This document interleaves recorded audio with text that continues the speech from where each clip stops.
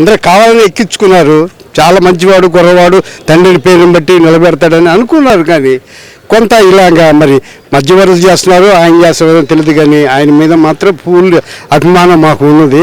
పరిపాలన ఇలాంటి అవకతవకలు కొన్ని చేస్తుంటే మరి పేదవాళ్ళు బాధపడుతున్నారు చాలామంది.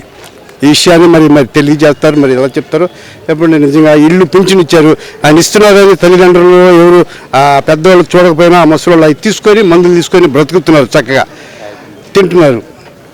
అది కూడా మూడు రాజధానుల మీద అది రాజకీయం, పెద్ద రాజకీయం అంత తెలియదు నాకు. అది మూడు వైపులకి భవిష్యత్తులో చాలా బాగుంటుందని అది నిర్ణయం మంచిదే. కానీ ఇప్పుడు ఉండేవాళ్ళు బాధపడుతున్నారు. ఇక్కడ ఉండేవాళ్ళు స్వార్థపరులు, ఎవరు కడుపు నిండితే వాడికే చాలన్నట్టుగా అన్నారు. ఆయన ఆలోచనని మూడు ప్రాంతాలకి చాలా అతీతమైన ఆలోచన. అది రాబోయే తరాలకి ఇంకా 10, 15, 30 సంవత్సరాలకి మంచి డెవలప్మెంట్ మూడు తరాలు బ్రహ్మాండంగా ఉంటుందని అది నేను చెప్తున్నాను. అది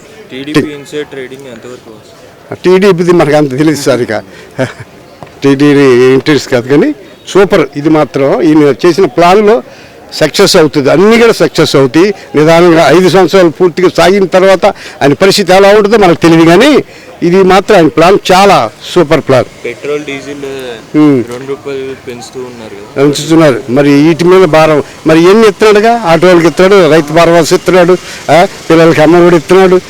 ఎక్కడి నుంచి తెస్తున్నాడు డబ్బు చెప్పి మనం అందరూ అడుగుతారు కదా ప్రజలు అంటారు. ఆయన రిజెక్ట్ ఎట్టి చేస్తున్నాడు కానీ మరి చేసేది అన్నీ కూడా పేదలకు సరిపోయిన పనులు చేస్తున్నాడు. ఈ పింఛన్ విషయంలో కొద్దిగా అమ్మఒడి పథకాన్ని ఎస్సీ కార్పొరేషన్ నిధులు మళ్లించారని ఇచ్చారు. అవి మిగిలిపోదు. ఎస్సీ కార్పొరేషన్ తీసుకోవచ్చు, అవి వాళ్ళు వాడుకోవట్లేదు. వాళ్ళు అక్కడికి వెళ్ళడానికి అర్హత లేదు.